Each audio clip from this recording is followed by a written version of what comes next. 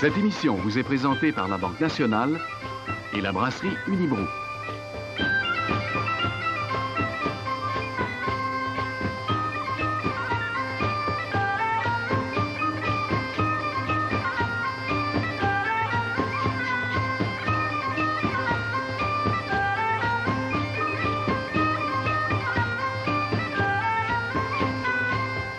Bonjour mesdames et messieurs, ici Catherine Lachaussée en compagnie d'André Segal en direct de Québec.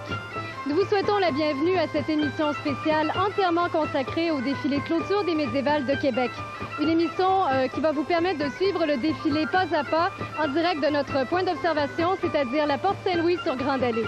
Et nous n'avons pris aucune chance, c'est-à-dire que pour commenter ce défilé, j'ai avec moi un professeur de l'Université Laval, un professeur spécialisé en histoire. Bonjour André Segal. Bonjour Catherine, ce fut une très belle fête pour le cœur et pour les yeux, mais aussi très instructive à propos de nos origines lointaines que beaucoup connaissent mal. Je vais donc profiter de ce défilé pour essayer de faire un peu mieux comprendre les gens et la vie au Moyen-Âge. Et pour vous permettre de suivre ce défilé d'encore plus près, il y a quelqu'un qui n'a pas hésité à plonger au cœur de la fête, c'est-à-dire quelqu'un qui va se promener dans la rue parmi les participants et parmi les spectateurs aussi, c'est-à-dire Daniel Mathieu. Bonjour tout le monde. Oui, effectivement, moi je suis vraiment au cœur de l'action. Je vais rencontrer des participants. Ils sont 1500, pas tous, bien sûr, mais aussi des spectateurs qui sont ici depuis tôt ce matin, qui attendent ce défilé avec impatience. Il y aura en plus des surprises. Eh bien, ça fait 5 jours que Québec est prise d'engouement pour le Moyen-Âge, 5 jours pendant lesquels des centaines de milliers de spectateurs ont pu profiter de la quinzaine de sites qui étaient distribués à travers la ville, des sites où un millier de figurants en costume jouaient leurs personnages. C'était tout un spectacle. D'ailleurs, André Segal, vous vous êtes abondamment promené aussi. Oui, et alors le public était très curieux. Les guides de l'université n'ont pas cessé de répondre aux questions des gens. Il y avait un vrai désir de savoir. D'ailleurs, presque toutes les conférences ont refusé du monde.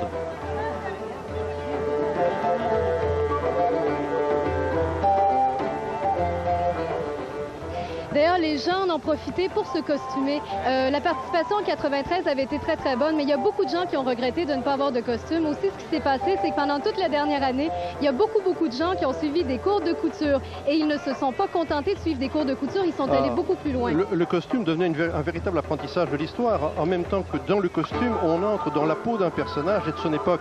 Je pense à cette femme que j'ai rencontrée, qui était là, habillée en veuve de marchand. Eh bien, elle avait appris à penser en veuve et à penser en marchande. C'est un cours d'histoire. C'est un cours d'histoire.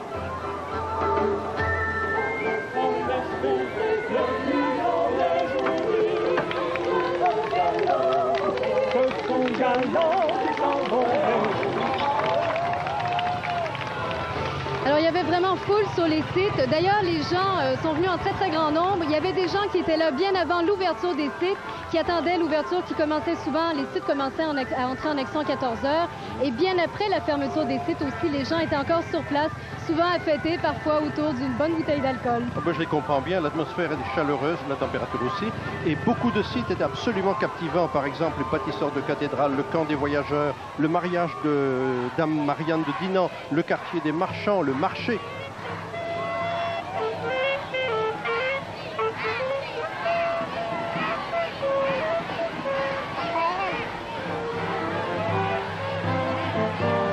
Les nombreuses questions des gens et le travail extraordinaire des guides aussi qui répondaient à ces questions ont peut-être servi à faire tomber bien des préjugés, parce qu'il faut dire, André Segal, que des préjugés à propos du Moyen-Âge, nous n'en manquons pas. Il y en a beaucoup. Un des préjugés les plus répandus associe le Moyen-Âge à la guerre, alors que les pires guerres médiévales étaient probablement des jeux d'enfants à côté des guerres qu'on a connues au XXe siècle. Un autre préjugé concerne la misère paysanne, alors que les temps médiévaux sont ceux où l'esclavage a disparu et où de 1000 à 1300, pendant 3 siècles continuellement, la condition paysanne s'était améliorée. Par livre, sur 80 livres, durant la durée de la dette.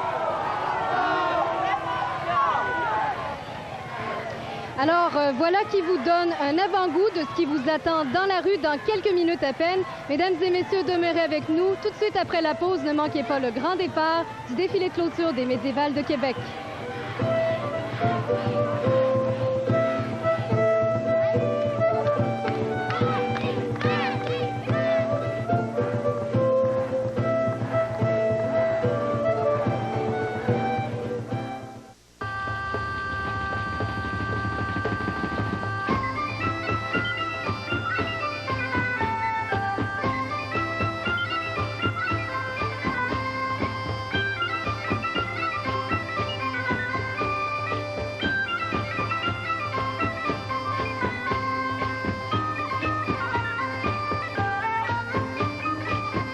La Banque nationale salue avec fierté son partenaire dans la fête, les Médiévales de Québec.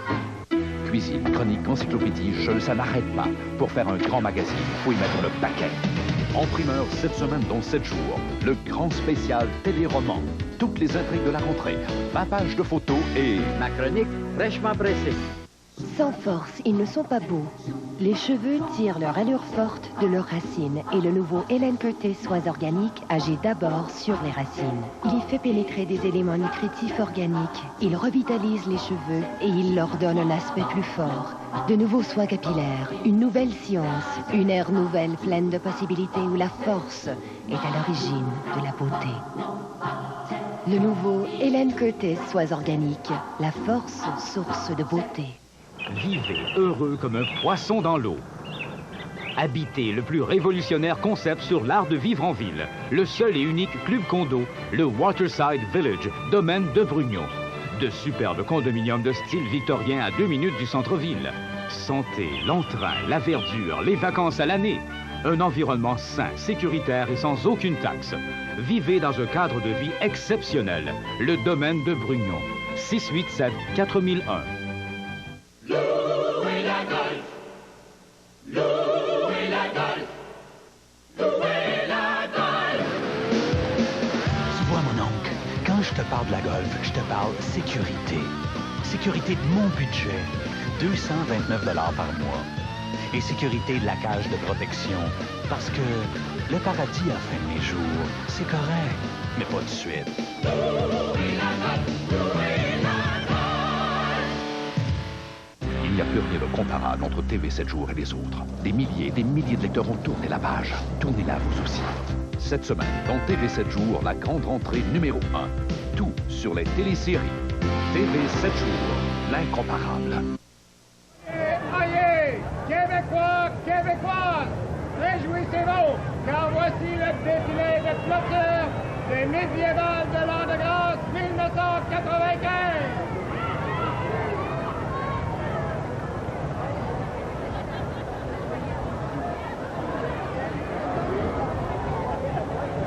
Alors, on va le voir, on aperçoit déjà les éléphants. La troupe qui va ouvrir le défilé, elle est de Poitiers. On va observer des trompettes, des lanceurs de drapeaux. Les éléphants qu'on voit, est-ce qu'ils étaient courants au Moyen-Âge, André Segal? Mais non, bien sûr, mais les gens aimaient beaucoup imaginer toutes sortes d'animaux fantastiques comme les licornes, les griffons, les dragons. Et quand on pouvait leur présenter quelque chose d'exotique, ils étaient très heureux. Il paraît qu'à Paris, on leur en a montré un aux alentours de 1400, un éléphant. Un éléphant déjà. On collectionnait aussi les bestiaires, ce qu'on appelle les bestiaires, c'est-à-dire des livres avec toutes sortes d'animaux fantaisistes. Oui, bien sûr. Catherine et André, peut-être ajouter qu'on avait perdu ce matin dans les rues du Vieux-Québec les éléphants. Ah, et on a non. dû lancer la police à la poursuite de ces éléphants pour les retrouver. Finalement, ils étaient dans un camion et les rendre à l'église Saint-Dominique pour le départ du défilé. Alors, tout est rentré dans l'ordre. Ils ont quand même pas dû être difficiles à retrouver. Non, Ils passent non. pas inaperçus. Oui, exactement. Parce C'était que- des éléphants pieux. Ben oui. On n'a pas l'habitude d'en voir tous les jours sur Grande Allée à Québec. Ils sont très appréciés d'ailleurs, on l'entend. Alors, devant un public médiéval, c'est absolument extraordinaire, des éléphants. Et le public serait fou de voir ce genre de choses-là.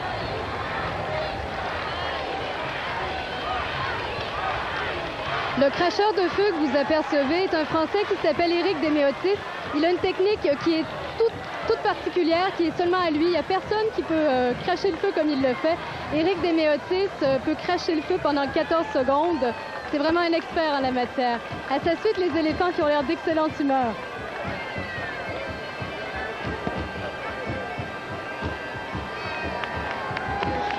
Et les fameux lanceurs de drapeaux.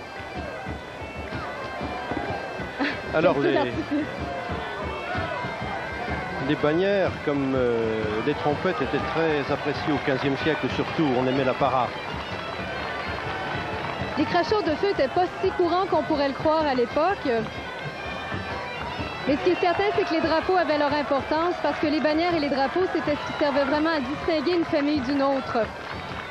Oui, Donc personne ne circulait sans son drapeau ou sa bannière. Non, puis alors, les bannières n'ont plus beaucoup de sens pour nous, mais à l'époque, les bannières avaient véritablement une signification pour le public. Le public savait lire les bannières. Je peux vous dire une chose, à côté de la flamme, il fait extrêmement chaud, en plus du soleil. Là. Ah oui, parce qu'on a droit à une chaude journée à laquelle Éric Desméotis, le cracheur de feu, ajoute beaucoup.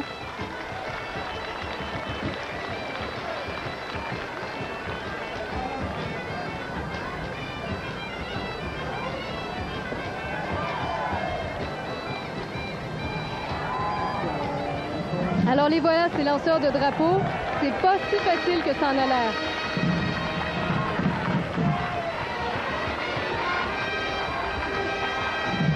Alors les drapeaux sont associés aux trompettes. Hein.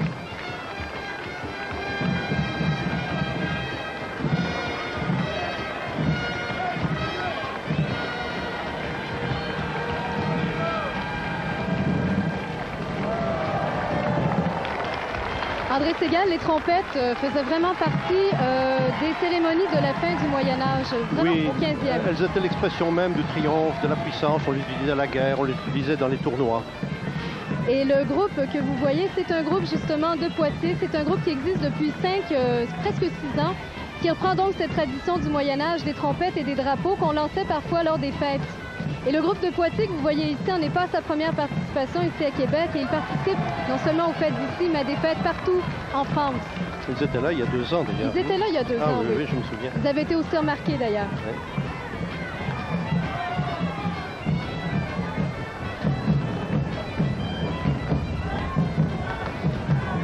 On les voyait souvent du côté du parc Montmorency, les drapeaux, les lanceurs de drapeaux. Oui, ils ont pratiqué un peu leur lancer de drapeau. Ah oui. Ça s'apprend pas en un jour.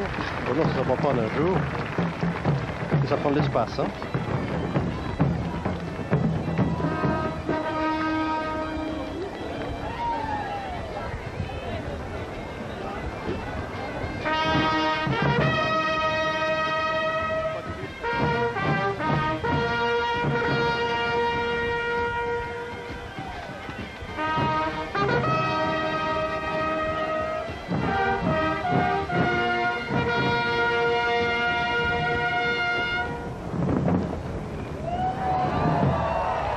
Et voilà, malgré le vent. C'est très beau. Alors les trompettes, les tambours, vous verrez pas d'instruments à archet, ils ont été importés assez tard durant le Moyen-Âge, je pense. On n'en verra pas tellement pendant le défilé. Par contre, les tambours, les trompettes, c'est tout ce qu'il fallait pour réveiller les foules déjà au Moyen-Âge. C'était courant, mais on voit très bien que ça fonctionne encore aujourd'hui.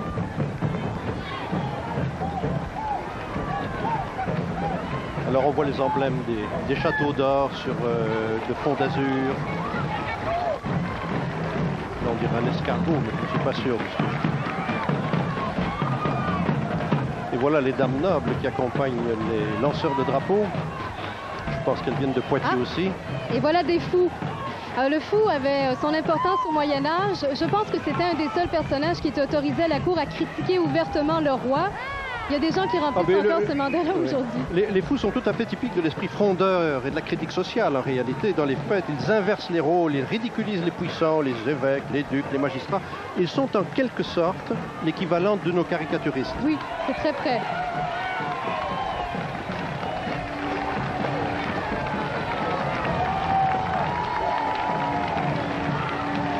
Le Moyen-Âge avait sa fête des fous aussi, une fête où justement, une fois dans l'année, on pouvait se défouler en jouant un autre personnage que le sien. Les femmes devenaient des hommes et le fou prenait la place du roi, ce qui faisait tort à personne. C'est ça, on inversait tout. Le noir devenait blanc, les seigneurs devenaient serfs, les serfs devenaient seigneurs, etc.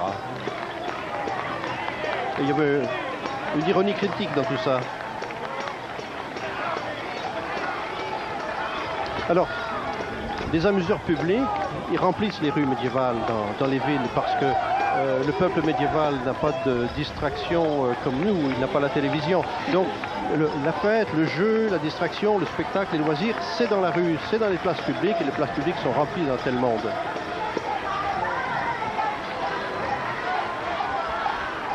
On connaît Rémi d'Anjou. On connaît Rémi d'Anjou, le Rémi voilà. d'Anjou est à l'origine des médiévales. C'est grâce à lui qu'on a eu les médiévales en 93. C'est grâce à lui qu'on a celles de 95. Il est vraiment à l'origine du projet et il a l'air très content. Il a des raisons d'être content parce que c'est une explosion et on le doit à son imagination, son dynamisme. Son sens de la fête.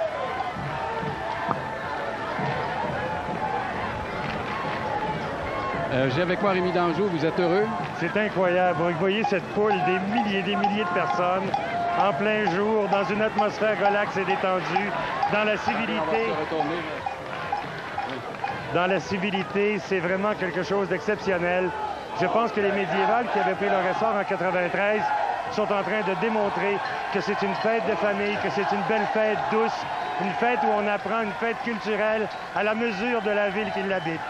Et on ne fera pas le jeu des chiffres, mais c'est extraordinaire, hein? Allez voir les gens. Écoutez, les images parlent par elles-mêmes. Je pense que c'est une foule on peut pas compter les têtes qu'il y a là, mais il y a du monde et on est content, c'est un beau problème. Merci, bravo à tous les bénévoles. Merci, oui, bravo à tout le monde, à toute l'équipe, à tous ceux qui ont travaillé. Il y a des centaines de personnes qui se sont impliquées et investies. Bravo à tous et merci. Merci Rémi Danjou. Rémi Danjou qui est le président de ce festival, président fondateur. Là, les couteaux volent bas. Et le point de vue que vous avez en ce moment vient d'une caméra qui est installée tout en haut de l'hôtel Hilton, qui vous donne vraiment une vue d'ensemble. Et vous voyez que la foule n'est pas concentrée à un seul endroit, mais suit vraiment l'ensemble du parcours du défilé. Et on parlait des nombreux bénévoles. En voilà une partie, les participants de la ville de Bourg-sous-le-Cap, qui est une ville imaginaire qui sert de nom à Québec. Elle est située en 1395. On l'a imaginée aux confins des possessions des rois d'Angleterre du côté de Bordeaux et des rois de France du côté de Poitiers. Ce sont les compagnons de l'ère médiévale qui l'ont créée. Ils ont recruté beaucoup de monde.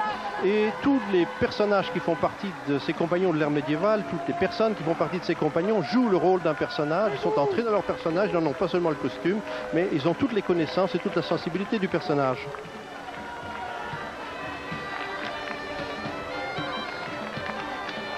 Alors c'est vraiment maintenant la ville qui défile, la ville de Bourg-sous-le-Cap avec toute sa population. On a vu d'abord les échevins entourés des milices et maintenant c'est le peuple de la ville.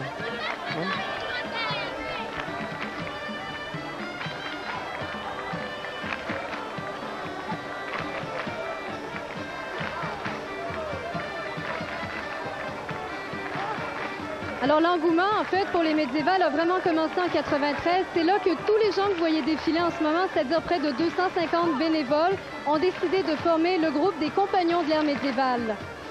Et évidemment, parmi ces gens-là, on en a trouvé énormément dans les rues de Québec pendant les 5 jours qu'ont duré la fête. Ils ont assuré l'essentiel de l'animation de rue, en fait. On peut le dire, oui. Ah oui.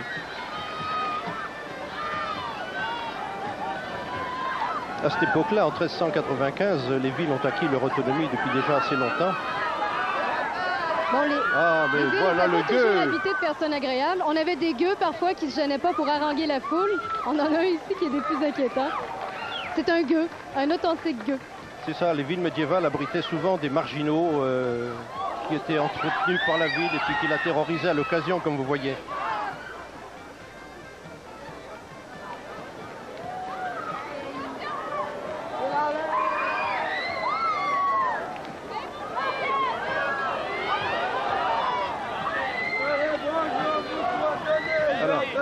Le quart des compagnons de l'ère médiévale, là ce qu'on aperçoit ici, oui. Alors les compagnons de l'ère médiévale donc ont vraiment habité la ville et ce sont eux qui ont eu l'idée de rebaptiser Québec Bourg-sous-le-Cap. Bourg-sous-le-Cap, c'est-à-dire que c'est le nom qu'on a donné à Québec pendant la durée des médiévales. Alors vous voyez la diversité du peuple de la ville, vous voyez des moines, vous voyez des femmes qui dansent, vous voyez des bourgeois, vous voyez des artisans, parce que c'est les artisans qui constituent l'essentiel du peuple d'une ville médiévale.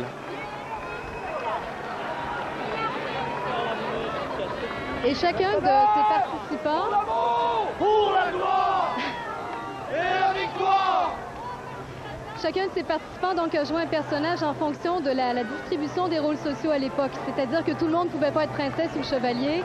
On a vraiment accepté aussi de jouer les petits, les paysans.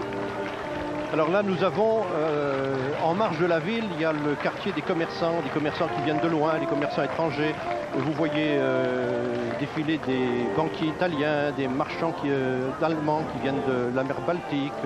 Vous voyez défiler des courtiers de Bruges parce que le site qui a exprimé ça s'est inspiré de Bruges. C'est le site du grand commerce qui se trouvait pendant les médiévales sur la rue de Soto-Matelot. Oui, parce qu'il ne faut pas croire que le chèque est une invention d'aujourd'hui. Le chèque existait déjà, les assurances aussi. Le chèque non, mais la lettre de change qui a annoncé le chèque. Ah oui, on a commencé à faire de l'assurance maritime dès le XIIIe siècle. Ce sont les Italiens qui ont lancé tout ça en fait.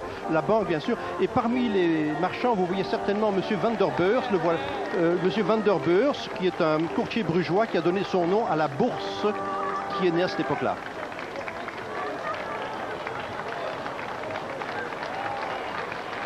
Alors c'est le peuple riche des marchands de la ville.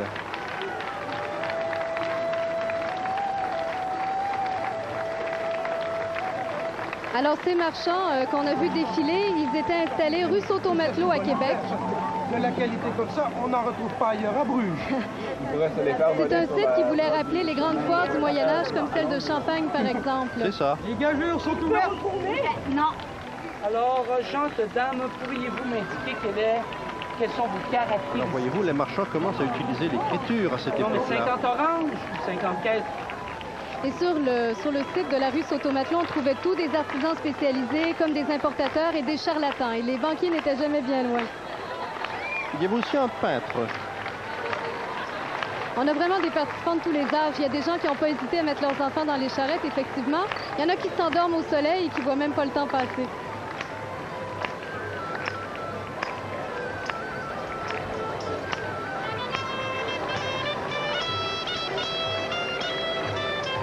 Vous disiez tantôt que les participants habitaient leurs costumes. Vous devriez voir les yeux de ces gens-là.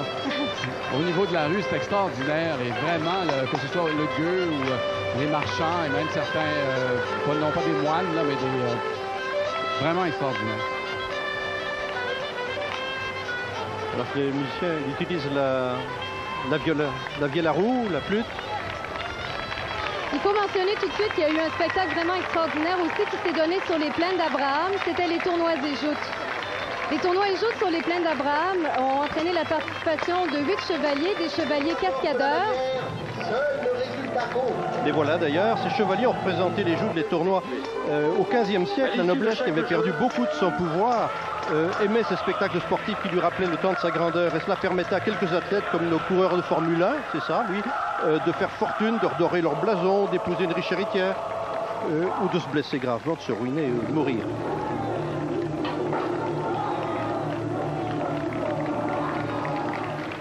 Les chevaliers avaient à leur tête d'ailleurs Claude Auger, qui est un excellent cascadeur et un excellent cavalier aussi, l'un n'allant pas sans l'autre pour ce genre de spectacle. Claude Auger a une écurie de 40 chevaux, dont certains ont jusqu'à 3000 heures de dressage derrière eux. C'était la crème des cavaliers. Et là, vous voyez un tableau qui reprend les préparatifs d'une noce, parce qu'on s'est marié chaque jour à Québec, mais à la manière médiévale. Alors, c'est un groupe de Dinan qui nous a présenté ces noces. Il était précédé de du maire de Dinan, René Benoît, qui est associé, la ville de Dinan est associée à la ville de Québec pour les fêtes médiévales. Oui, il faut croire que Québec et Dinan se sont trouvés plusieurs points en commun, entre autres Dinan, qui est une ville française fortifiée, une des plus vieilles d'ailleurs du genre, a trouvé qu'elle avait quand même plusieurs points en commun avec Québec. Alors on a signé un pacte d'amitié et les médiévales de Dinan et les médiévales de Québec fonctionneront main dans la main à l'avenir. Est-ce que vous êtes le maire de Dinan? Alors, comment vous trouvez les fêtes? Bien, écoutez, j'étais déjà à la première médiévale de 93. Je trouve celle-ci encore plus impressionnante. Je trouve l'accueil est extraordinaire, chaleureux. Je crois que c'est une fête triomphale. Au niveau de la foule? Au niveau de la foule, vous battez vraisemblablement les records de 93 et de beaucoup. Est-ce que ça vous impressionne de voir autant de monde? Je suis à la fois pas surpris de voir autant de monde parce que je sais que la fête est merveilleuse. Mais je crois quand même que c'est un triomphe pour Québec et je suis heureux pour les organisateurs. Est-ce que vous pensez peut-être revoir des yeux de Québécois l'an prochain chez vous? Écoutez, nous le souhaitons. C'est un échange franco-québécois. Nous voudrions qu'il y ait des échanges de plus en plus fréquents entre Québec, bien sûr, l'ensemble du Québec, et puis nos villes bretonnes, et Dinan en particulier, puisque je vends la France, je vends la Bretagne et je vends Dinan. Merci beaucoup, M. le maire, et bon séjour à Québec. Merci beaucoup, c'est déjà très beau. Alors, vous avez vu René Benoît, le maire de Dinan qui avait d'ailleurs gagné un trophée de tourisme en 94 pour ses fêtes médiévales. Et effectivement, la foule est impressionnante puisque Dinan, c'est une ville de 12 000 habitants là-bas, mais il y a près de 7 000 personnes qui se costument pour leur défilé. Alors voilà le cortège du mariage.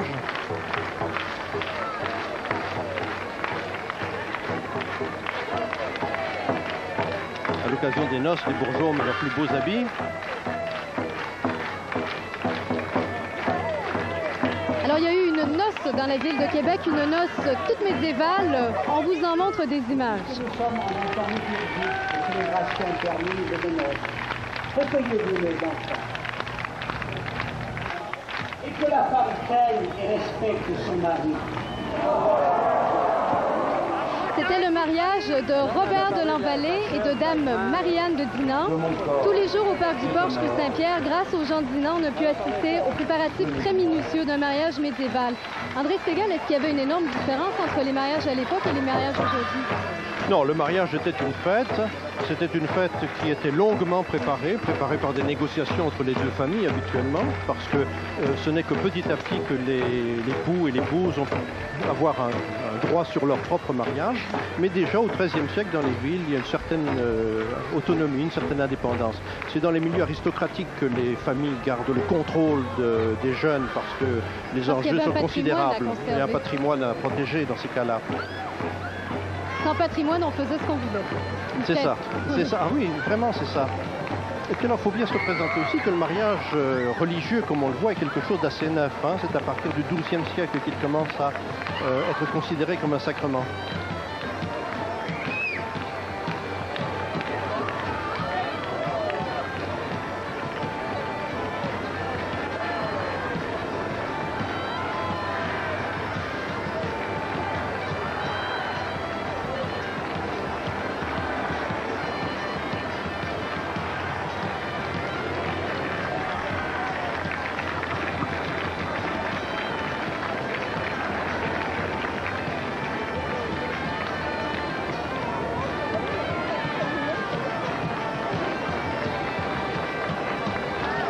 Il y a du monde à la noce, hein? Oui, puis le gueux ne se gêne pas pour circuler à travers la noce. Il est prêt à tout gâter.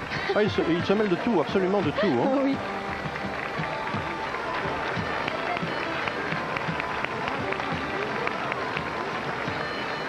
Alors c'est comme maintenant, les noces c'était aussi la fête de toute la famille, la parenté et le voisinage.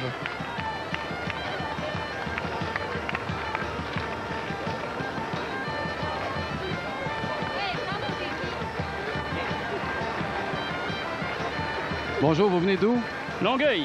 Vous venez de Longueuil? Ben oui. Vous êtes arrivé comme ça ce matin? Vous n'avez pas chaud? Non, on est arrivé hier, puis on a couché ici. Non, oui, j'ai assez chaud. Mais on s'en plaint pas. Non, ça arrive 5 jours dans l'année, puis c'est vraiment intéressant. Est-ce que vous étiez venu la dernière fois? J'étais venu la dernière fois, mais pas costumé. Cette année, j'ai décidé de me costumer. Merci beaucoup, au revoir.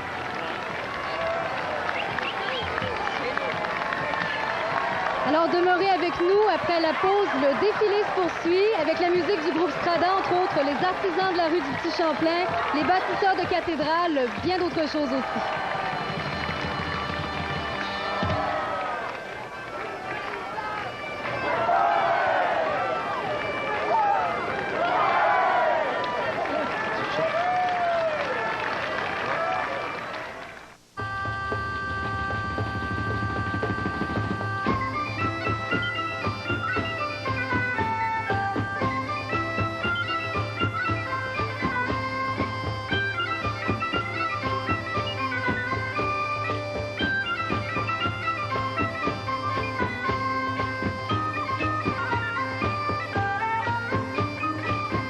La Banque nationale salue avec fierté son partenaire dans la fête, les Médiévales de Québec.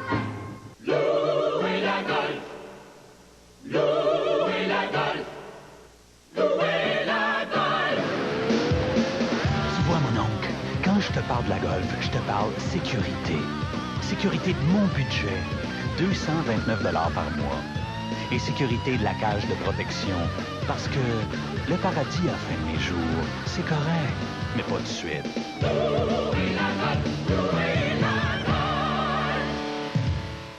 De tout pour émouvoir. Une saga familiale prenante et dramatique. Daniel Darieux et Serge Dupire, bouleversant dans la série Jalna dès le 6 septembre. J'aime beaucoup, passionnément, à la folie. Découvrez lundi soir tous les charmes et les beautés du jardin de l'homme d'affaires Pierre Pellado. Desjardins d'aujourd'hui vous emmène à Sainte-Adèle, lundi 19h30. Un beau jour, ou peut-être Elle a réinventé l'aigle noir de Barbara. Elle s'est fait aimer du public québécois. Elle a gravi les échelons de la gloire.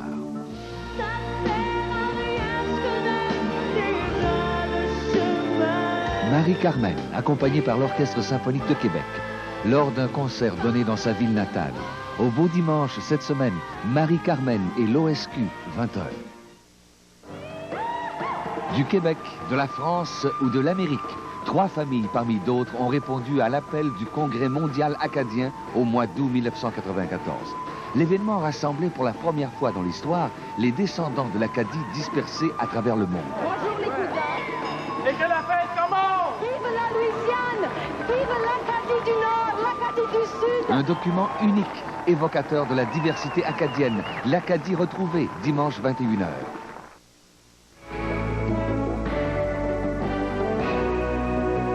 Bonjour. À Lennoxville, le chef de l'opposition, Daniel Johnson, s'est engagé à établir clairement la vision de son parti sur l'avenir du Québec.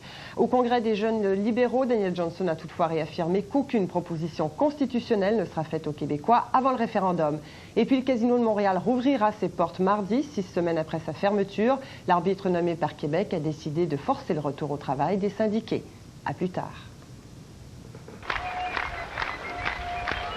Nous poursuivons ce défilé des médiévales de Québec. En fait, le défilé se poursuit depuis tout à l'heure. On a vu défiler les marchands qu'on a pu voir à Place Royale.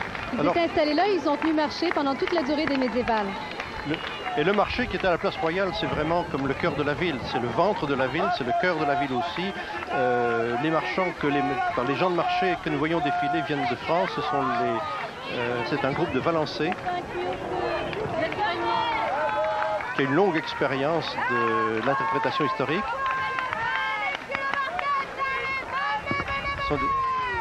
André Segal, on dit que la voix des marchands était plus importante que leurs marchandises. On criait beaucoup dans les marchés. Ah, bien entendu, les gens ne savaient ni lire ni écrire, donc toute la publicité se faisait à la voix, et plus la voix était forte, plus la publicité portait loin. C'est une des raisons du grand brouhaha des villes médiévales. Le marché de Place Royale a donné lieu à des dégustations, à des encans d'animaux. On trouvait les oignons et les choux en abondance. Ils étaient très à la mode à l'époque. Ah oui, les oignons, les choux, les navets formaient une des bases de l'alimentation, à part le vin et le pain, bien sûr. Il y avait aussi beaucoup de charcuterie, mais souvent c'est vivant, la viande est vivante. On vend des poulets, hein, et pas de frigo. Hein. Aux producteurs de Québec qui tenaient le marché, il y a des gens de Valençay qui se sont joints.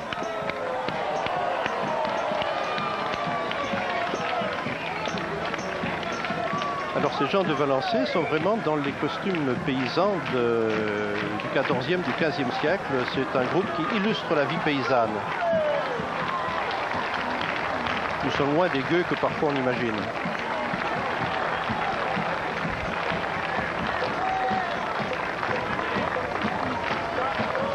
Les marchés au Moyen-Âge, c'est important de le dire, c'était un lieu de réunion entre la ville et la campagne. C'est ça.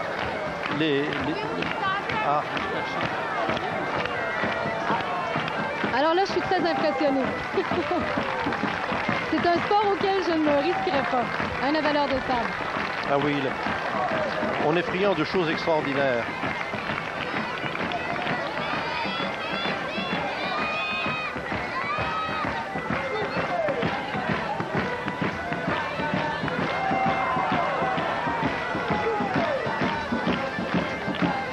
Vous avez parlé tout à l'heure, André, de l'importance des amuseurs publics qui finalement sont un peu l'équivalent au Moyen-Âge de la télévision aujourd'hui. Est-ce qu'on passait autant de temps devant les amuseurs qu'on en passe devant nos télévisions? Je crois qu'on passait beaucoup de temps, mais d'une manière différente.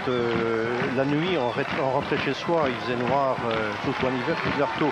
Mais il y avait un très grand nombre de fêtes. Il y avait en plus des dimanches une cinquantaine de fêtes, parfois même 60 dans l'année. Et les journées de fête se passaient dans la rue avec énormément de danse.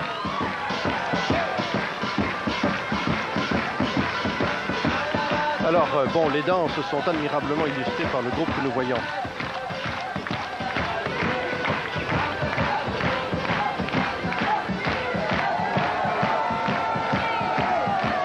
Alors, ce qu'on voit, c'est le groupe Strada. Strada, qu'est-ce que ça signifie? Strada, ça veut dire la rue. Alors, c'est très significatif. Les danseurs, les musiciens sont dans la rue. C'est là le lieu de la vie. Le groupe Strada est probablement un des meilleurs groupes de musique médiévale au Québec. Ils sont ensemble depuis 86 et c'est à eux qu'on doit le thème des médiévales qu'on entend. Oui, alors on voit leurs instruments qui sont des instruments anciens.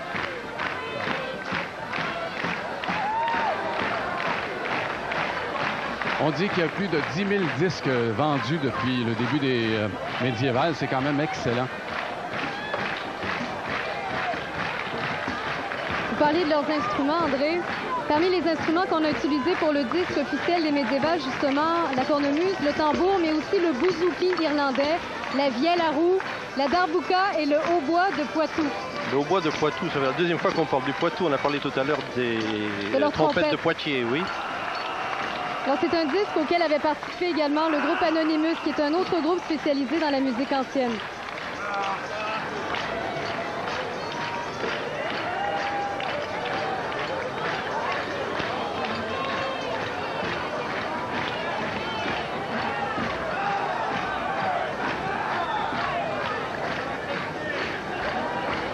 Ce qui est important de préciser à propos du Moyen-Âge, André, vous en avez parlé, c'est que c'est une période très, très longue. Quand on parle du Moyen-Âge, on ne parle pas de 100 ans ou de 200 ans, mais on parle d'une période qui s'étend sur 1000 ans. On parle de 1000 ans d'histoire, mais dans les médiévales, ici, on insiste surtout sur la période de la fin du Moyen-Âge, après les grandes crises. C'est-à-dire le 14e, le 15e siècle. Mais tout n'est pas parfait chronologiquement. Il y a des scènes, il y a des personnages du 13e, du 12e, et on en trouve même quelques-uns des temps barbares antérieurs. Alors, c'est les artisans qu'on voit défiler en ce moment. Tous les artisans, ou presque, étaient regroupés sur la rue Petit-Champlain. Il y en avait qui étaient installés sur la rue Sotomayor, dont on a parlé tout à l'heure. Mais grand nombre d'entre eux étaient installés sur la rue du Petit-Champlain, où on trouve encore des artisans aujourd'hui, d'ailleurs. Oui, et le peuple des artisans, c'était vraiment le cœur des villes médiévales. Les villes médiévales sont faites par les artisans. C'est-à-dire qu'une ville, en fait, c'est un endroit où des gens viennent vivre en ne produisant plus eux-mêmes leur nourriture. Ils se spécialisent. L'attrapeur de rats. Et au Moyen-Âge, c'était pas surprenant de rencontrer les artisans dans la rue puisqu'on y passait une grande partie de sa vie. Je sais pas si je m'aventure loin en disant qu'on était probablement plus à l'aise dans la rue que dans les logements, qui n'étaient pas toujours très confortables. Les logements étaient étroits et puis alors les artisans travaillaient dans une échoppe qui donnait sur la rue. Et les passants regardaient les artisans travailler. L'échoppe était ouverte et l'artisan, c'est le boutiquier. L'artisan vendait aux consommateurs ses produits. L'artisan, c'est très différent du marchand. Le marchand, c'est quelqu'un qui achète aux artisans ou au loin et qui revend en grande quantité à d'autres marchands. C'est le trafic international. C'est pas surprenant de retrouver la bière parce que c'était des artisans qui fabriquaient la bière et la bière officielle des médiévales, c'était la Gaillarde, un nom qui donne de l'entrain. Oui, alors la bière était un produit du nord de l'Europe. C'est un produit d'artisanat qui est bien sûr important et qui donne lieu, comme vous le voyez d'ailleurs, qui donne lieu à la fête. Déjà à cette époque-là, il donnait lieu à la fête. Mais on ne connaissait pas encore les grandes brasseries qu'on connaît aujourd'hui. La brasserie était du travail artisanal, c'était du travail familial bien souvent.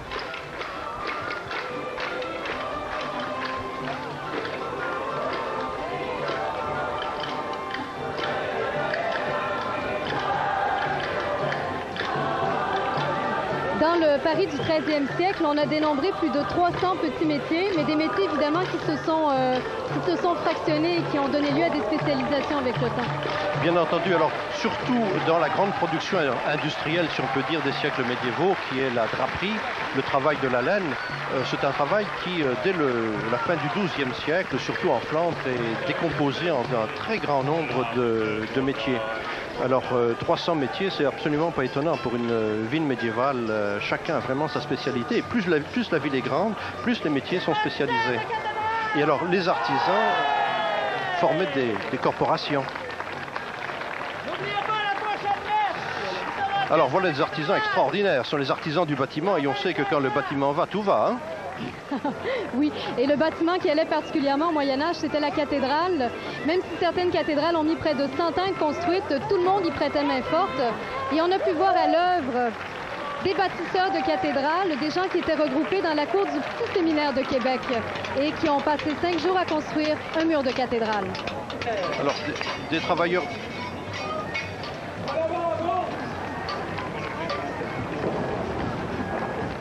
Alors vous voyez la roue à écureuil qui servait de grue à cette époque-là.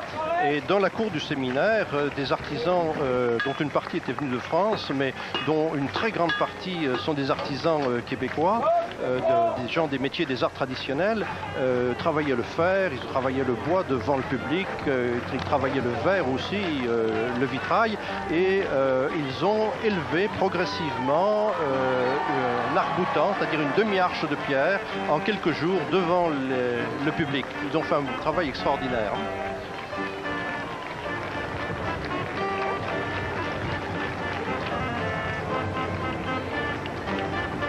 Alors on dirait une licorne, c'est un animal mythologique. Ah ben oui, on disait tout à l'heure qu'on créait des animaux mythologiques, on en voit par exemple aux gargouilles des cathédrales. La licorne, c'est un des plus beaux animaux mythologiques, le symbole de la pureté.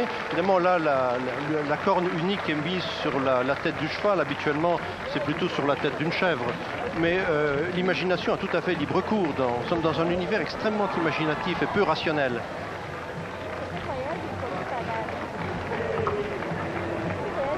À propos des bâtisseurs de cathédrales, c'est important de mentionner qu'ils viennent de signer un accord en fait pour participer à des fêtes européennes. Ce serait une des premières participations de gens qui ont participé au Médiéval de Québec ailleurs. À Montréal, probablement, on va leur demander d'animer des sites où on va restaurer des bâtiments historiques. Mais ils vont également participer à des fêtes médiévales en Europe, parce qu'on sait qu'il y en a beaucoup, André, en Europe. Il y en a énormément en Europe, mais je pense que la fête médiévale de Québec est la plus importante par l'ampleur. Parce qu'en Europe, ils fonctionnent sur leurs traditions, qui sont des traditions locales, c'est limité. Tandis qu'ici, on a le pouvoir d'imaginer, de créer un monde tout à fait nouveau, et c'est ce que Remy d'Anjou d'ailleurs très bien compris, que nous voyons devant nous.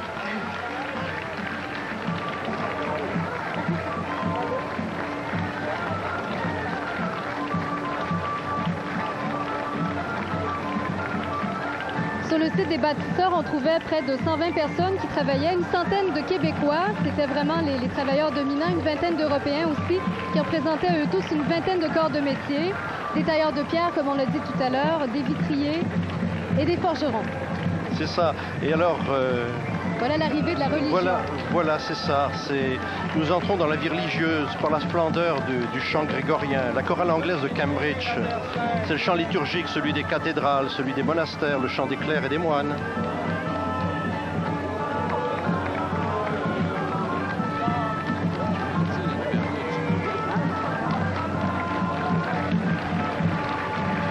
Alors voilà les gargouilles qu'on a aperçues à plusieurs reprises. Le long de la porte Saint-Louis, elles se fondent au décor. Parlez-nous des gargouilles, André. Alors, c'est le groupe Orstrat qui vient de France, ici. Les gargouilles sont ces sculptures à l'extérieur, dans le haut des cathédrales, par où on évacuait l'eau. Et ces gargouilles représentaient toujours des personnages un peu monstrueux, les fameux animaux mythiques, des personnages burlesques, grotesques, et surtout, évidemment, des diables, parce que le mal sortait de l'Église. Et les gargouilles que vous voyez en ce moment ont donné à Québec un spectacle extraordinaire. Ils sont grimpés sur des échasses, ils se fondaient aux murs contre lesquels ils donnaient leur spectacle. Et ça m'a mis des larmes aux yeux de certains spectateurs, parce que leur spectacle était vraiment réussi, très émouvant. Très émouvant, très beau. Alors, leur immobilité est extraordinaire. Ce sont les pèlerins qui défilent en ce moment et qui passent sous la porte Saint-Louis, contre laquelle les gargouilles sont appuyées.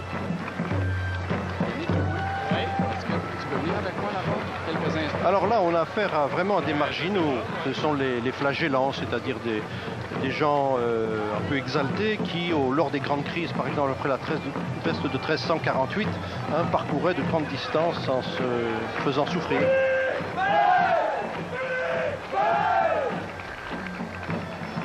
Vous voyez en ce moment les gens de Puy-en-Velay, la halte des pèlerins, parce qu'il faut le dire, la plupart des gens qui voyageaient au Moyen-Âge, c'était les pèlerins. Ce sont eux qui arpentaient les routes, et les routes que les voyageurs empruntent encore aujourd'hui, mais beaucoup d'entre elles ont été creusées par le pas des pèlerins. Alors, j'ai un invité avec moi, c'est Yannick Blouin, qui est un pèlerin. Yannick Blouin qui a parcouru 300 km seul. Yannick, 21 ans, vous êtes étudiant, pourquoi? Pourquoi je suis étudiant? Non, pas pourquoi vous êtes étudiant, mais pourquoi vous avez fait ça? Ben parce que j'aime beaucoup marcher, puis ça me tentait d'essayer une expérience nouvelle cet été. C'était un bon défi. Je crois que ça aurait été un défi intéressant pour beaucoup de personnes aussi. Mais bon, ça n'a pas été su assez avant le départ. Mais j'imagine que dans 2 ans, si ça se répète, il y a sûrement des gens qui vont me rejoindre. Merci beaucoup. Félicitations. Bonne chance. Voilà Yannick Blouin qui est parti de Saint-Benoît-du-Lac à pied. Il a fait 300 km pour se rendre à Québec ici pour les médiévales. On est en train d'assister au défilé des lépreux en ce moment. Alors les lépreux, c'était des gens qui vivaient à l'extérieur, qui étaient proches à l'extérieur des villes. On les craignait énormément, on craignait la contagion. Oui. Alors ce groupe-là qui vient de Provins en Champagne est un groupe de lépreux qui soutient une fondation qui travaille pour les lépreux actuellement dans le monde entier.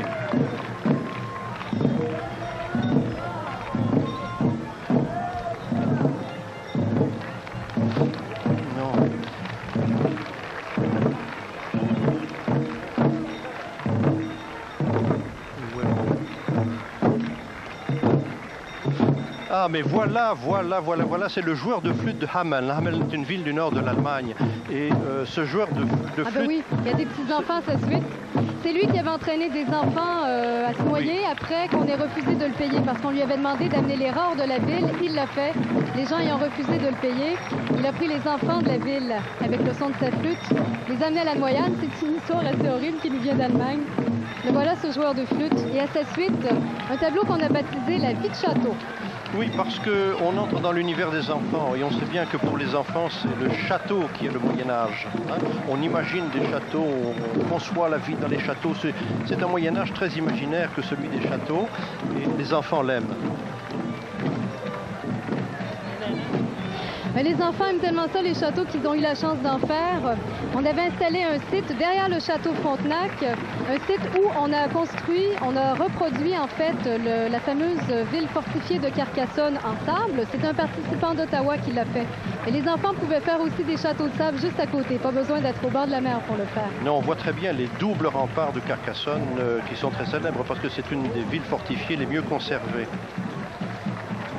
Alors, la vie de château, c'est ce qui fait le plus rêver à propos du Moyen-Âge, André. Mais c'est sûr, ça fait se rêver les enfants, c'est ce que je disais tout à l'heure, mais ça fait rêver beaucoup d'adultes aussi. Oui, je suis bien d'accord. Et alors, il y a la réalité du château qui est quelque chose d'un peu différent, qui a été montré dans la côte de la montagne. Il y avait un ensemble de panneaux qui montraient le château du Xe siècle et l'évolution progressive jusqu'au château néo-médiéval que nous avons à Québec, hein, qui a été construit au début du XXe siècle, qui est le château Frontenac.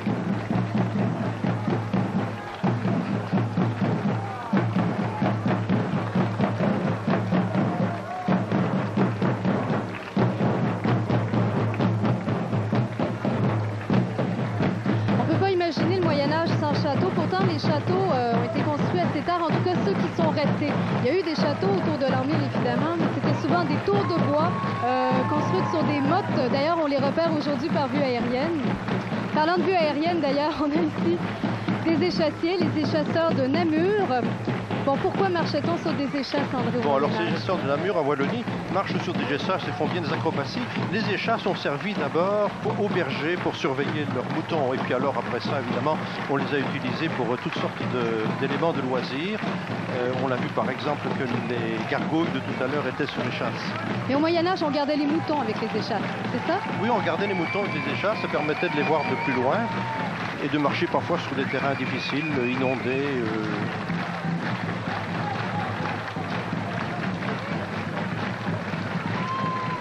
Alors ça demande beaucoup d'habileté, non pas tant de marcher sur des échasses, mais de faire des exercices sur les échasses, de faire des exercices, de faire des jeux d'échasses, comme on le voit là, les fameux combats d'échasses. Il y a de quoi en perdre son chapeau.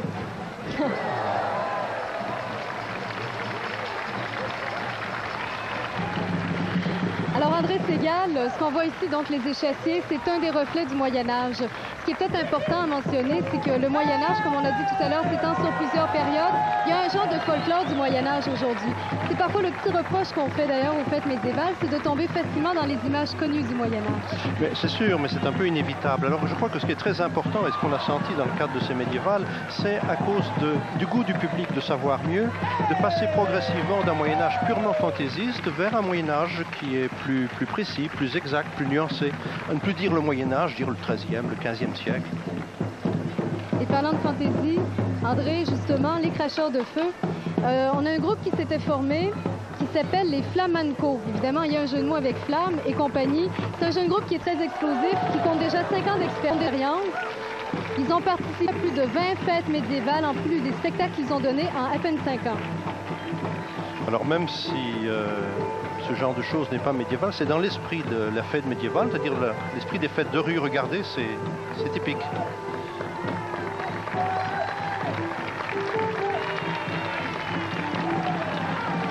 Eh bien, c'est déjà le temps de passer à la pause. Tout de suite après cette pause, nous continuons le défilé, évidemment. Beaucoup de choses qui s'en viennent, entre autres les archers du shérif de Nottingham, un très beau tableau sur les enlumineurs et la mer.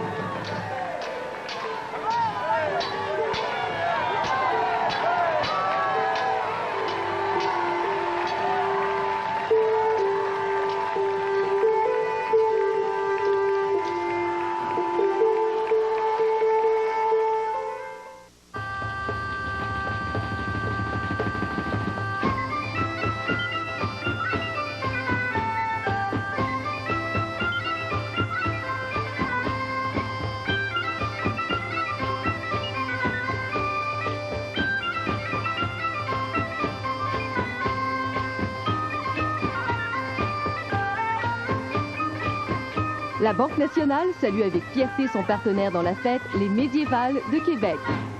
Cuisine, chronique, encyclopédie, ça n'arrête pas. Pour faire un grand magazine, faut y mettre le paquet. En primeur, cette semaine dans 7 jours, le grand spécial télé-roman. Toutes les intrigues de la rentrée, ma page de photos et... ma chronique fraîchement pressée.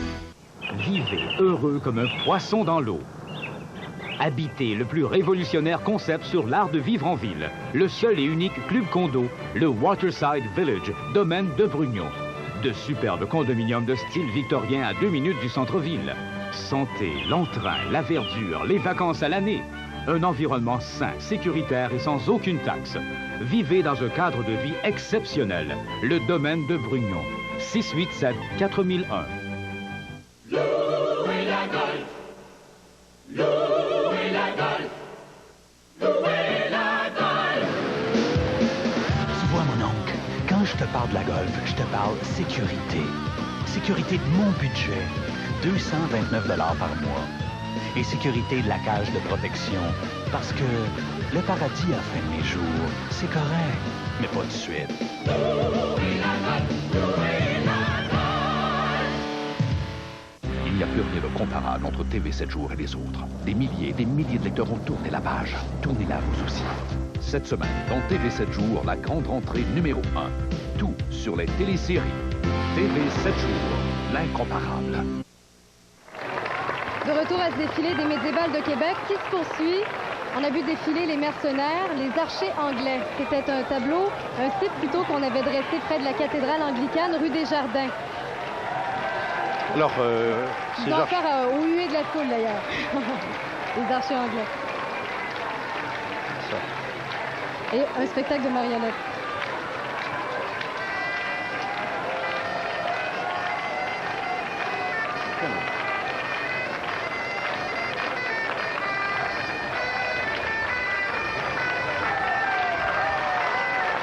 Les archers anglais étaient, paraît-il, redoutables. Ils ont gagné des dizaines et des dizaines de batailles. Donc, près de la cathédrale anglicane, rue des Jardins, on avait installé cet été ce camp. C'était une nouveauté dans les médiévales de 95. Oui, ils sont avec le shérif de Nottingham.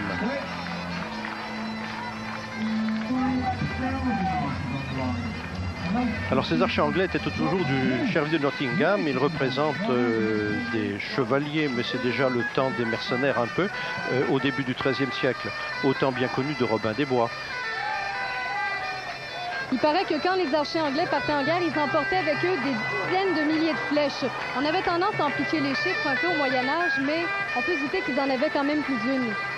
On a assisté à leur brillante démonstration de tir place la rue des Jardins, sur la rue des Jardins, près de l'Anglicane. C'était très convaincant. On pouvait voir aussi comment ils construisaient leurs arcs, qui étaient des armes redoutables. Et alors, les arcs, à partir du XIIIe siècle, sont devenus une arme absolument redoutable, bien plus redoutable en réalité que les premières armes à feu qui vont apparaître au XIVe siècle. Et c'est ce qui a favorisé les campagnes du roi d'Angleterre, qui a utilisé les archers gallois, les archers écossais.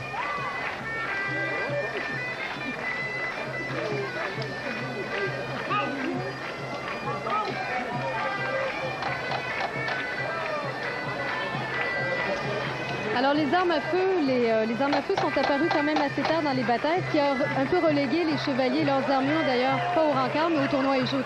Oui, en fait, les chevaliers cessent de jouer un rôle important dès le XIIIe siècle. Les chevaliers étaient indisciplinés, ils jouaient la guerre pour eux. Alors, quand se forment les premiers États, royaume de Sicile, royaume de France, royaume d'Angleterre, les rois ou les chefs d'État ont tendance à utiliser des mercenaires, des hommes payés pour ça. Et ça change tout à fait le caractère de la guerre, bien entendu.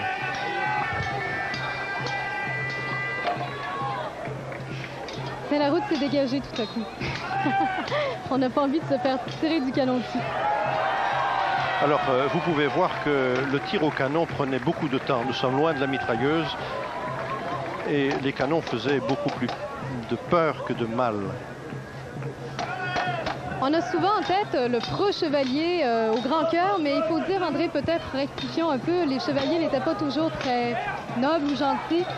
C'était des gens qui en profitaient parfois pour s'enrichir aussi. Oui, mais il faut distinguer l'idéologie chevaleresque qui s'est répandue au XIIe siècle. On a essayé de proposer aux chevaliers un code de vertu, un code d'honneur, un code de respect de Dieu, de l'Église, etc. Et la réalité qui est souvent le fait que les chevaliers sont des guerriers. Alors, j'ai quelqu'un des compagnons de Sainte-Croix avec moi qui va m'expliquer ce qui se passe exactement. Alors, que se passe-t-il là? Bien, pour le moment, on est en train de mettre à feu un canon et comme vous voyez, pour les canons de l'époque, il n'est pas toujours évident de les faire tirer quand on le désire. En fait, probablement que la petite charge de poudre qui permet la mise à feu de la charge principale a du mal à démarrer. En tout cas, c'est pas la pluie. Non, c'est pas la pluie, non, ça, il n'y a pas de risque. Alors, on se plaît à imaginer une situation pareille au cours d'une bataille. Alors, on se rend compte que les archers étaient plus efficaces. Hein?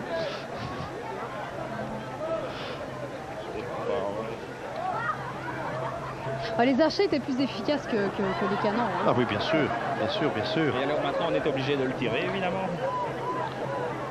En fait, la première armée équipée de canons qui était un temps... C'était très convaincant. Merci.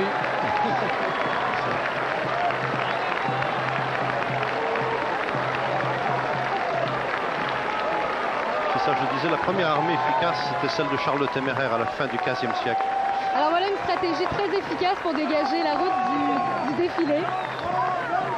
Effectivement, effectivement. Il y a un souffle aussi terrible qui accompagne le son du canon. Ben oui, Daniel, vous avez eu la chance de vivre tout à l'heure le feu des cracheurs de feu, maintenant le feu des canons.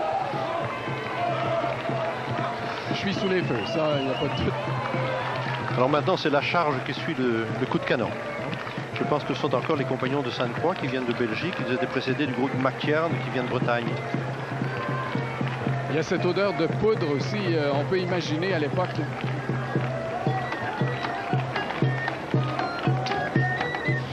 Il y avait un camp qui regroupait plusieurs des guerriers qu'on voit défiler en ce moment, qui s'appelait le camp des hommes. Effectivement, c'était peuplé d'hommes, mais il y avait des femmes aussi, parce que, évidemment, les hommes ne pouvaient pas se passer de femmes.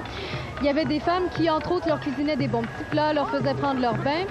On trouvait des participants d'Allemagne, de Bretagne, de Belgique. Oui, il y avait aussi la compagnie médiévale de Québec qui jouait avec eux. Mais oui. C'est très intéressant de voir dans des groupes mixtes où les Européens apportent la technologie, leur expérience, et où de jeunes groupes québécois acquièrent cette expérience pour l'avenir.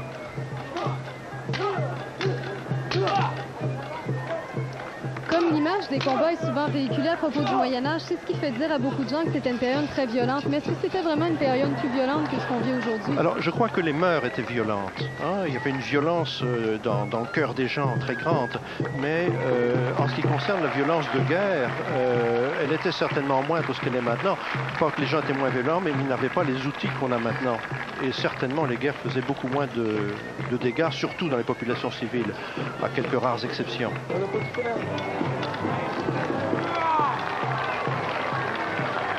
C'est vrai qu'on a parfois l'impression que le Moyen-Âge, c'est la guerre tout le temps, parce qu'on joue à cela.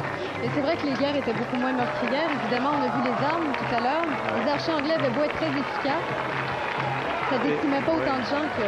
Bien sûr, et ça décimait bien plus de soldats que de civils.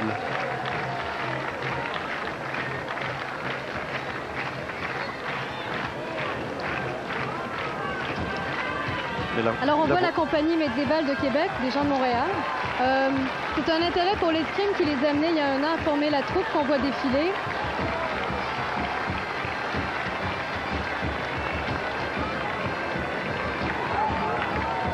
La période qu'il représente, est-ce que c'est bien celle du 10e siècle, André? Mais c'est un peu mixte. Il y a effectivement des combattants comme ceux qu'on voit maintenant qui sont plutôt du début du Moyen-Âge, l'époque chevaleresque du 12e siècle. Ils ont aussi des combattants de l'époque, une époque plus barbare, plus primitive.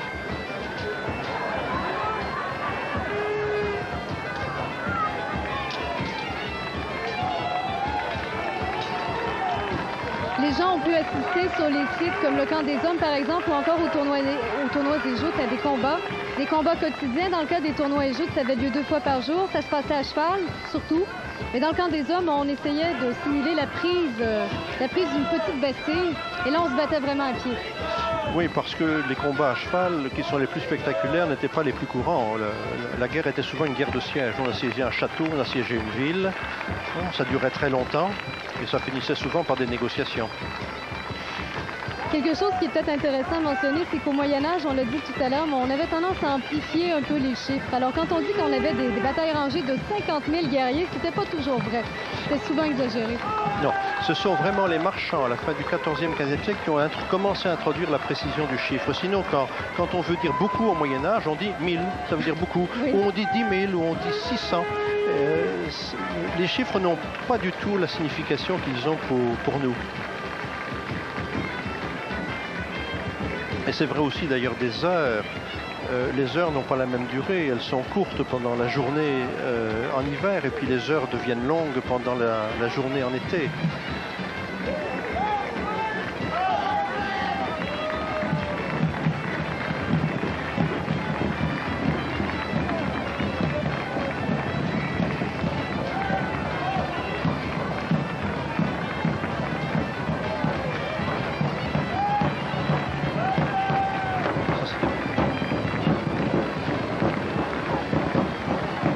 Parmi les gens qui animaient le Camp des Hommes, plusieurs groupes dont on a parlé tout à l'heure, la compagnie Maxerne de Bretagne, les compagnons de la Sainte-Croix de Belgique aussi. Alors ceux-là s'étaient surtout intéressés au fonctionnement des armures. Et ce qu'on voit en ce moment, Faust, le pantin du diable, c'est une pièce de théâtre qui a animé Québec le soir à la lueur des flambeaux, une reprise du thème de Faust, mais avec des marionnettes. Salut Daniel! Une rencontre avec Méphisto. Mais pour l'instant, c'est Satan. Alors pour l'instant, c'est Satan. Comment ça a été la pièce, Pierre, cet été? Depuis 2 semaines, c'est merveilleux, c'est toujours plein.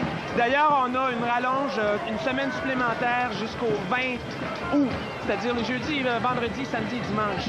On a eu vraiment beaucoup de belles critiques, beaucoup de choses extraordinaires. Les gens sortent de là, ils sont tout à fait emballés parce que c'est particulier, c'est un spectacle de marionnettes pour adultes. Oui, parce qu'il faut dire que c'est pour adultes quand même. Oui, ben c'est ça, on a juste à voir Méphisto, le petit personnage là-bas, puis on devine bien quel genre de propos il peut avoir. Merci, bonne fin de saison. Ah, merci Daniel. Moi, je vais essayer de sortir des griffes du diable. Alors, c'était Pierre Robitaille qu'on voyait sous Satan. Et là, on s'en éloigne radicalement. On a ici le début d'un tableau qui s'appelle Les Arts et les Lettres. Vous voyez les guides qui ont animé les sites, justement, et qui répondaient à toutes ces questions des visiteurs sur la quinzaine de sites distribués en ville. Alors ce sont les universitaires, les principaux utilisateurs du livre, parce que ce qui se passe à cette époque-là, c'est que petit à petit la culture orale cède la place à la culture écrite. Les premières associations de maîtres et d'écoliers, c'est ça qu'on appelle des universités, sont apparues vers 1200 à Paris, à Bologne en Italie, à Montpellier en Languedoc et à Oxford en Angleterre. Alors ici, ce que vous avez vu, c'est les guides interprètes de l'Université Laval vêtus d'un costume inspiré du costume d'apparat des universitaires parisiens vers 1400.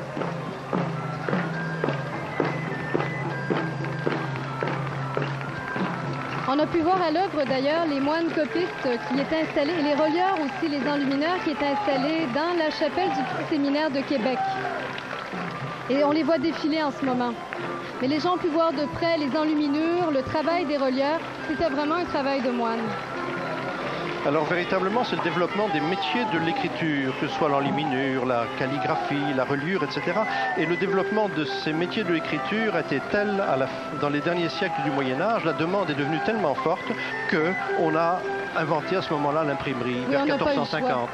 Et il faut dire qu'avant que l'imprimerie soit inventée, eh bien, les livres étaient rares puisqu'ils étaient faits à la main, ils étaient souvent écrits en latin. Il y a à peine 10% de la population qui savait lire et même dans les universités, souvent, le savoir se transmettait de façon orale plus que par les livres. Oui, bien sûr, 10% c'est généreux. Très généreux. Oui, c'est généreux, 10%, mais l'écriture n'en devient pas moins importante dans l'administration, dans la vie en général.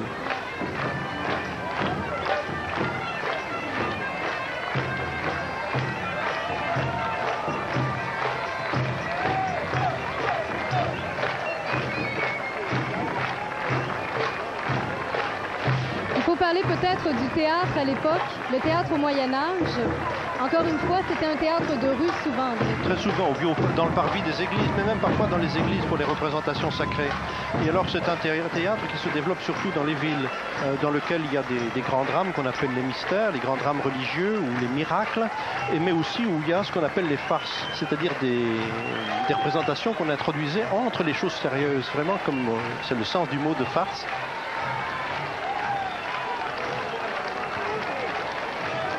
Ouh là là.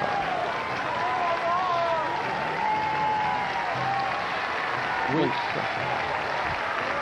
Alors il faut parler de ces cavaliers qu'on a baptisés la Grande Chevauchée. On voit que le groupe est grossi puisque la Grande Chevauchée, c'était moins de cavaliers que ça quand ils sont arrivés à Québec. La Grande Chevauchée, elle avait été un franc succès en 93. Aussi, on n'a pas hésité du tout à répéter l'expérience cette année. Ce sont des cavaliers qui sont partis de Boston le 19 juillet et qui sont arrivés à Québec le 10 août après avoir franchi 3 États américains et une partie du Québec. Oui, il y avait une vingtaine d'étapes d'à peu près 50 km. On voit leur arrivée. Oui, alors le cheval fascine les jeunes et les vieux aujourd'hui, mais il faut bien comprendre que le cheval, c'est véritablement l'énergie du Moyen-Âge. Vers 1200, on avait appris à atteler le cheval au poitrail plutôt qu'au col. On avait appris à le ferrer. On avait aussi à sacrifier des terres à blé pour cultiver de l'avoine. Dès lors, le cheval remplace avantageusement les bœufs, les ânes, les mulets dans les pays de plaine. Et la révolution agraire s'est accélérée notamment grâce à l'utilisation du cheval. Avec le moulin à eau, le cheval devient pour longtemps la source principale d'énergie en Occident. Les chevaux resteront la manique de l'Occident jusqu'au cheval vapeur du 19e siècle. C'est important de le préciser, le cheval était réservé quand même à une élite. Tout le monde n'avait pas les moyens d'avoir un bon cheval non plus. Cela change à partir du XIIIe siècle. Beaucoup de paysans sont capables de se procurer un train de labour, c'est-à-dire de labourer au cheval. Et dès lors, il s'introduit dans la société paysanne un clivage social. Les paysans riches possèdent le cheval, ce sont donc des paysans qui ont un capital de travail, et les paysans pauvres deviennent manœuvres. Eh bien, on en voit un riche qui a l'air bien installé sur son trône ici, qui n'a même pas besoin de cheval. Oui, puis il est suivi. Très bien tout seul. Oui, mais je pense que c'est un paraplégique qui a décoré sa chaise en trône et qui s'est vêtu en roi. Il faut vraiment de l'imagination et puis du cœur pour faire ça. C'est très ingénieux parce qu'on en parlait de la participation des gens. Les gens qui n'ont pas hésité à se faire un costume et à jouer un personnage, peu importe les moyens qu'ils avaient. À ce sujet, d'ailleurs, je peux ajouter qu'il y a beaucoup de gens qui voulaient faire partie du défilé, mais qui devront attendre la fin du défilé officiel pour défiler à leur tour. Et on parle de plusieurs centaines de personnes. C'est une espèce de défilé officieux, si vous voulez.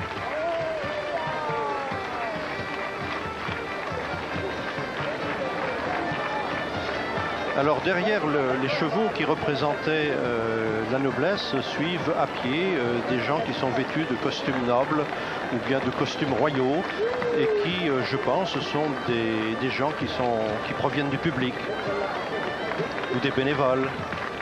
Des gens qui ont joué le jeu, qui ont joué la fête jusqu'au bout. Alors c'est la cour princière au grand complet qui est en train de défiler. Et la cour princière, c'est important peut-être de le dire, André, c'était pas seulement les nobles, mais les gens aussi qui vivaient autour du château. Oui, c'était les nobles, puis c'était l'entourage des nobles qui vivaient très proche de la cour princière, les serviteurs. Mais voilà, il y a aussi les clercs. On n'a pas vu beaucoup de clercs et de moines dans cette procession. Ceux-là jouaient cependant un rôle extrêmement important dans la société médiévale.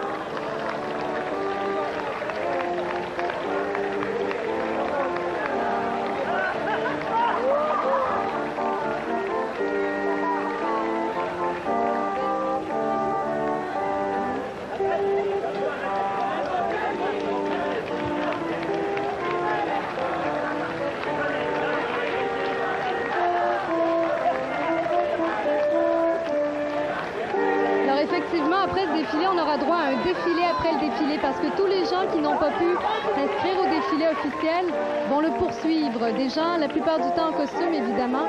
Donc, on double d'un coup le défilé et les spectateurs vont pouvoir en profiter. Et les gens qu'on voit maintenant, pour ceux qui n'étaient pas présents à la fête à Québec, donnent une très bonne idée de l'état des rues, hein, d'une grande partie du public qui étaient costumés, qui jouaient le jeu, qui se donnaient des rôles avec un certain désordre, énormément de fantaisie, des quelques petits anachronismes par-ci par-là.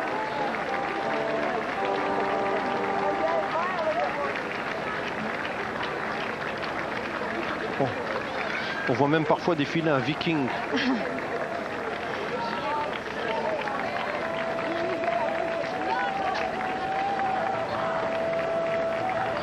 Alors on voit que ça risque d'être encore un succès de foule ce défilé. Évidemment, on vous l'a promis, on ne s'aventurera pas à donner des chiffres. Et ce qui est certain, c'est qu'en 93, il y a près de 250 000 personnes qui avaient assisté au défilé. On peut s'attendre à ce qu'il y ait sensiblement la même quantité de gens. Les prévisions des médiévales, d'ailleurs, c'était près de... En fait, plus d'1 million de spectateurs. On avait parlé peut-être d'1,5 million de spectateurs. On avait parlé d'à peu près 1 million pour les médiévales de 93. Qui sait combien de gens vont assister aux médiévales de 95? Peut-être encore plus, je ne sais pas comment on fera. Les médiévales nous ont montré en tout cas que les plaisirs et les fantaisies de la fête pouvaient se marier avec l'approfondissement lucide de nos racines lointaines. André, une question que j'aimerais vous poser. Quel préjugé est-ce que vous seriez ravi de voir tomber à propos du Moyen-Âge? Ceux que vous voyez le plus souvent. Oh, je voudrais voir tomber ce préjugé que beaucoup de gens cultivés partagent d'ailleurs, qui est le préjugé de la grande noirceur.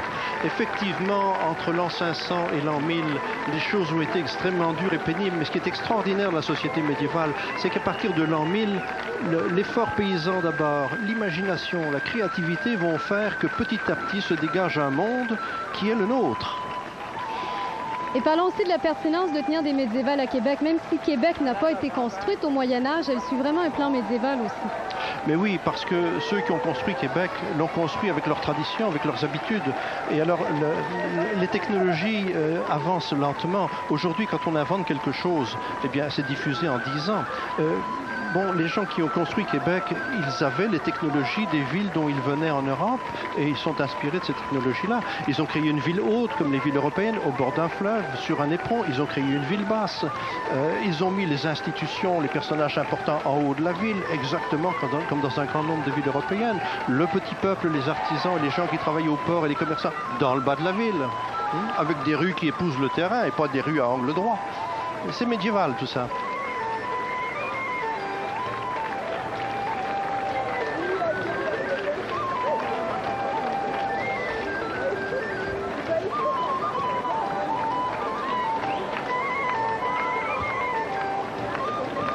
Le commentaire que j'ai entendu le plus souvent aussi, on regrettait qu'il n'y ait pas encore plus de gens en costume. Mais il faut dire que la foule est tellement dominante pendant les médiévales. On a parlé d'à peu près 1 millier de gens qui étaient en costume sur les sites qui animaient. On ne compte pas évidemment les gens du public qui s'étaient costumés. Mais c'est sûr que la dominante dans la foule est sans costume. Probablement que dans 2 ans, il y en aura encore plus de costumés. Il y a peut-être des gens qui ont un peu eu peur de la chaleur, parce que parfois les costumes sont chauds, les nôtres sont tout à fait supportables. C'est très supportable, oui. Oui. Et puis, je pense que les médiévales, dans 2 ans, elles commencent tout de suite. Il faut que les gens se mettent à se préparer. Et on se prépare à vous donner le mot de la fin. On s'en va à une pause, on vous revient tout de suite après.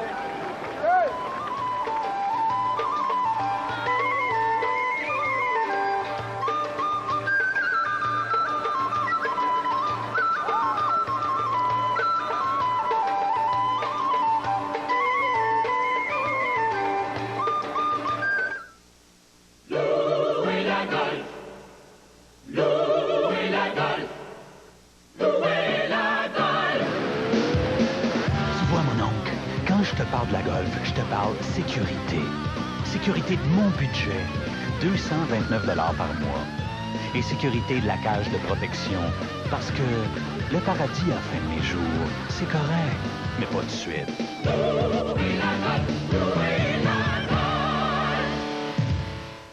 Sans force, ils ne sont pas beaux. Les cheveux tirent leur allure forte de leurs racines et le nouveau Ellen Curtis Soins Organiques agit d'abord sur les racines. Il y fait pénétrer des éléments nutritifs organiques. Il revitalise les cheveux et il leur donne un aspect plus fort. De nouveaux soins capillaires, une nouvelle science, une ère nouvelle pleine de possibilités où la force est à l'origine de la beauté. Le nouveau Ellen Curtis Soins Organiques, la force source de beauté.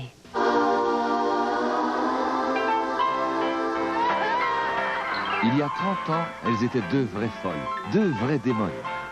Le coït, c'est ce que le minou fait à Minou. Bon. Quand j'ai vu de Kevin parler sur le météo, là.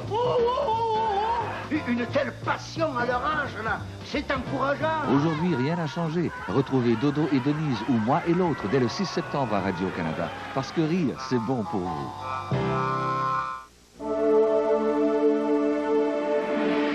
Au fil des jours, des gens au cœur d'événements façonnent notre monde. D'un triste fait divers à un grand exploit, ce sont les vraies histoires qui créent l'actualité aux quatre coins de la planète et qui vous sont transmises chaque jour par nos journalistes.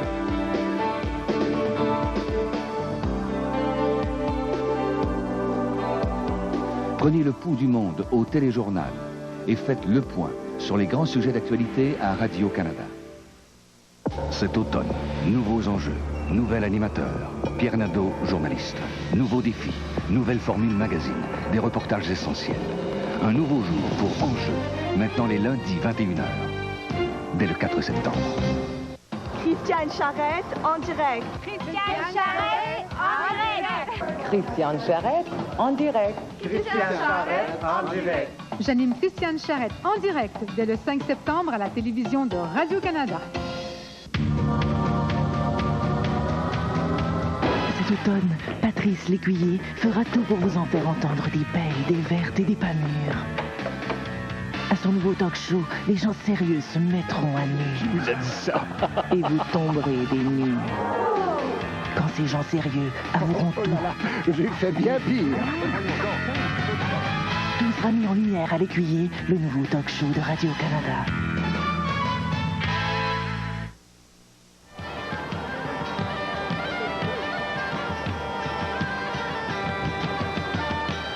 Bien, c'est déjà la fin de cette deuxième édition du défilé de clôture des médiévales de Québec, l'édition 95. André Segal, quelles sont vos impressions après ce défilé? Après ce défilé et après l'ensemble des fêtes médiévales, je crois que c'était très spectaculaire, ça a été très joyeux, il y a eu une participation énorme, il y a eu beaucoup de fantaisie. On a vécu cela d'une manière, comme il y a 2 ans, je crois, très conviviale, très familiale, très heureuse. Et on a compris des tas de choses parce que les gens ont été très curieux, ils ont eu des sites absolument merveilleux à voir et ils ont aussi été encadrés pour comprendre que ce monde de fantaisie reflétait, avec toutes les déformations de l'imagination, reflétait des réalités et des réalités dont nous sommes sortis, les réalités de la société qui nous a bâtis. Alors j'espère que j'ai pu contribuer un petit peu avec la collaboration de mes compagnons de l'Université Laval, les étudiants, les professionnels, les collègues, à rendre le monde médiéval plus intelligible. Eh bien, on a pu voir la foule, on a pu voir que c'est une foule extrêmement familiale, une foule qui ne ressemble à aucune autre. D'ailleurs, Daniel Mathieu a pu en profiter puisqu'il était plongé dans cette foule parmi les participants. Daniel, vos impressions après le défilé? Oui, d'ailleurs, vous remarquez que les gens ont déjà repris la route. Bon, ce qui est intéressant de souligner peut-être, c'est de voir comment les gens ont embarqué, non seulement les spectateurs, mais aussi les gens dans le défilé. Et vous l'avez dit tantôt, c'est une fête qui est populaire et c'est une fête qui semble en tout cas appréciée et c'est peut-être la deuxième année qui est lancée pour de bon. Enfin, espérons-le. Eh bien, nous vous remercions d'avoir suivi ce défilé en si grand nombre. Aux gens de la rue se sont joints les gens devant leur téléviseur. C'était une très, très belle clôture, en fait, pour ces médiévales de Québec qui ont duré 5 jours à Québec. Médiévales qui vous donnent rendez-vous dans 2 ans, si tout va bien, en 97. Merci beaucoup. Merci, Catherine.